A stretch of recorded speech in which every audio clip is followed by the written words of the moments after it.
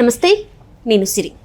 జగన్మోహన్ రెడ్డి గారు అయితే వల్లభనేని వంశీని జైల్లో కలవడానికి అయితే ములాఖాత్కి అయితే వెళ్తున్నారు. సో మరి ఏం జరగబోతుందనే అంశాన్ని మనకి వివరించడానికి మనతో పాటు ఉన్నారు ప్రముఖ రాజకీయ విశ్లేషకులు అంకమరావు గారు. నమస్కారం సార్. నమస్తే అమ్మా. సార్, ఇప్పుడు చూస్తున్నట్టయితే జగన్మోహన్ రెడ్డి గారు వల్లభనేని వంశీ గారిని విజయవాడలో ములాఖాత్ అంటే జైలు ములాఖాత్ చేయడానికి వెళ్తున్నారు. సో అది నెక్స్ట్ ఏం జరిగే అవకాశం ఉందంటారు సార్? ఏం జరుగుతుంది? పిన్నెల్లి రామకృష్ణారెడ్డి దగ్గరికి వెళ్ళాడు. అవును సార్. ఏం చెప్పాడు? అక్కడ ప్రజలందరూ రిగ్గింగ్ చేయబోతుంటే కోపం వచ్చి ఈవీఎం పాల్గొట్టాడు, తప్పేంటి అని అడిగాడు. అంటే మేము చేసింది కరెక్టే అన్నట్టు చెప్పాడు. అంతే కదా. అంతకుముందు పిన్నెల్లి రామకృష్ణారెడ్డి ఏమన్నాడు? అసలు నేను ఈవీఎంఏ పాల్గొట్టలేదు, నాకు ఎలాంటి సంబంధం లేదు అని అన్నాడు కదా. ఈయన తప్పు ఒప్పుకున్నాడు. మా వాడు తప్పు చేశాడని ఒప్పించాడు. ఇక్కడ అర్థమైందా? తప్పు చేశాడని చెప్పి ఒప్పిస్తున్నాడు, తప్పు అని చెప్పి చెబుతున్నాడు. కాబట్టి అది అక్కడ చెప్పాడు. అట్లానే మిగిలిన విషయాలు వచ్చిన నందిగం సురేష్ దగ్గరికి వచ్చి పరామర్శించాడు. అతని మీదేమో ఎన్నికలకు సంబంధించిన దాంట్లో ఎన్నికల నిబంధనలకు విరుద్ధంగా ఈవీఎంలు పాల్గొట్టిన అభియోగంలో అతను కారాగారంలో ఉన్నాడు. ఇంకా అతని మీద చాలా అభియోగాలు ఉన్నాయి. అలాంటి వ్యక్తి దగ్గరికి ఆయన వెళ్ళి కలిశాడు. ఇక్కడ నందిగం సురేష్ మీద ఎలాంటి అభియోగాలు వచ్చినాయో చూస్తూనే ఉన్నాం. హత్యా నేరాలు కావచ్చు, వివిధ రకాల అభియోగాలన్నీ అతని మీదకి వచ్చినాయి. అతని దగ్గరకు వచ్చి ఈరోజు పరామర్శించడానికి అక్కడికి వచ్చేసాడు. ఇప్పుడు వల్లభనేని వంశీ మీద ఇప్పుడు ఉన్నటువంటి అభియోగం ఏంటి? ఒక దళితుడిని అతని మీద ఫిర్యాదు చేస్తే బలవంతంగా భయపెట్టి అతన్ని బెదిరించేసి ఆ ఫిర్యాదుని వెనక్కి తీసుకునే విధంగా చేశాడు. కాబట్టి ఇప్పుడు అదుపులో తీసుకున్నారు. ఇక్కడికి వచ్చి ఏం చెబుతాడు? అవునయ్యా, దళితుల్ని నిజంగానే అపహరించాడు, తప్పేంటని అడుగుతాడేమో. కానీ ఆల్రెడీ వంశీ గారి పైన ఎస్సీ ఎస్టీ అట్రాసిటీ కేసు కూడా నమోదు చేస్తున్నారని చెప్పారు కదా. ఉంది, అందుకే చెప్పేది నేను. తప్పేంటని అడుగుతాడు. ఇది చేయడం తప్ప అని అడుగుతాడు. అంతే కదా ఆయన వచ్చి మాట్లాడేది. ఇప్పుడు మొన్న ఇదే ఇలా చేసుకుంటూ పోతూ ఉంటాం, మేము అరెస్ట్ చేసిన మొన్న ప్రెస్ లో చెప్పినట్టు 2 నెలలు 3 నెలలు ఉంటే తర్వాత బయటకు వచ్చేస్తాం, మళ్ళీ ఇట్లా చేసేస్తామని అన్ని చెబుతుంది.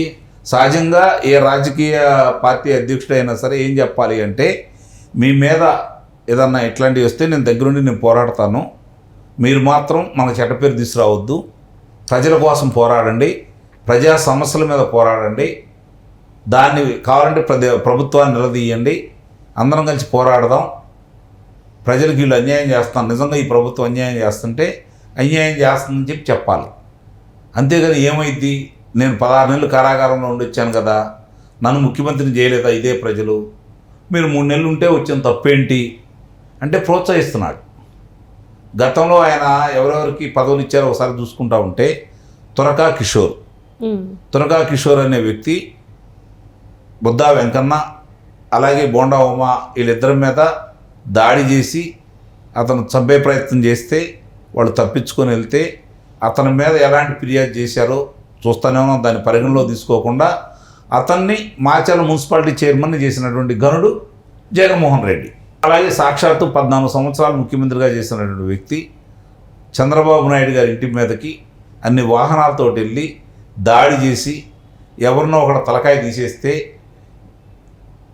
చంద్రబాబు నాయుడు గారు ఆంధ్ర రాష్ట్రానికి రాడు అని చెప్పని బహాటంగా ప్రకటించిన వ్యక్తి మీద అతను తీసుకొని మంత్రివర్గంలో కూర్చోబెట్టావు, ఇష్టారీతిగా మాట్లాడాడు అతను. అలాంటి వ్యక్తికి నువ్వు మంత్రి పదవి ఇచ్చావు. కొడాలి నాని కావచ్చు, ఇప్పుడు ఎదుర్కొంటున్నటువంటి వల్లభనేని వంశీ కావచ్చు, అలాగే రోజా కావచ్చు, అంబడి రాంబాబు కావచ్చు, పేరు నాని కావచ్చు, వీళ్ళందరినీ కనుక నువ్వు చూసుకుంటా ఉంటే ఎవరు ఎలాంటి వాళ్ళని ప్రోత్సహించావు, ఎలాంటి వాళ్ళకి మంత్రివర్గంలో స్థానం కలగజేసావు, ఇవన్నీ చర్చకు వస్తాయి కదా. ఇప్పుడు అక్కడికి వెళ్ళి ప్రతి వాళ్ళ దగ్గరికి వెళ్ళి ఎన్నికల ముందు ఏం మాట్లాడాడు? సౌమ్యుడు, ఆర్థికంగా అంతంత మాత్రపాడే, నాకు మంచి స్నేహితుడు, లేకపోతే ఈమె సౌమ్యురాలు, ఆర్థికంగా అంతంత మాత్రమే, ఈమెను మీరు గెలిపించండి, లేకపోతే ఇతను గెలిపించండి, ఇదే కదా అతను చెప్పింది. ఇప్పుడు కూడా అదే అంటాడు, సౌమ్యుడు, మంచివాడు, ఆ విధంగానే మాట్లాడతాడని అయితే నేను అనుకుంటున్నాను. వల్లభనేని వంశీ కూడా సౌమ్యుడు అంటారు. అదే కదా అన్నాడు కదా అంతకు ముందు కూడా, ఎన్నికల ముందు. అంటే ఇప్పుడు ఎవరైతే కిడ్నాప్కి గురయ్యారో వారు కూడా వచ్చి డైరెక్ట్ చెప్పినాను, అప్పుడు కిడ్నాప్ చేసి నాకు ఇంత ఆఫర్ చేసేసి ఇట్లా చేశారు కాబట్టి ఇట్లా చేశారని చెప్పినా కూడా వాళ్ళు కరెక్ట్ కాదంటారా?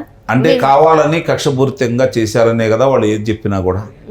ఎర్ర పుస్తకం పనిచేస్తుంది, ఎర్ర పుస్తకం సంబంధించినటువంటి రాజ్యాంగమే నడుస్తుంది, కావాలని మా వాళ్ళని ఇట్లా భయపెట్టి బెదిరించాలని ప్రయత్నం చేస్తున్నారు, మేము పోరాడతాం, మళ్ళీ 2029లో మేము అధికారంలోకి వస్తాం, ఇంతకింత బదులిస్తాం, మీరే నేర్పుతున్నారు ఇది చూసుకోండి అన్నారు. అంటే గత 5 సంవత్సరాల్లో 2019 నుంచి 2024 వరకు వాళ్ళు ప్రజాస్వామ్యంగా రాజ్యాన్ని నడిపారు. ఎక్కడా ఎలాంటి దుర్ఘటనలు జరగలేదు, ఎక్కడా ఎలాంటి అరాచకాలు జరగలేదు.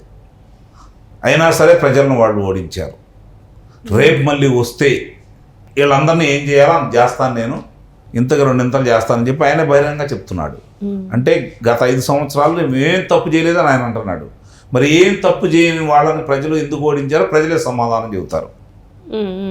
చెప్పారు కదా, కళ్ళ ముందు ఎన్ని అరాచకాలు ఉన్నాయి, ఏం చేసినా కూడా కళ్ళ ముందు కనపడతానే ఉన్నాయి కదా ఇవన్నీ.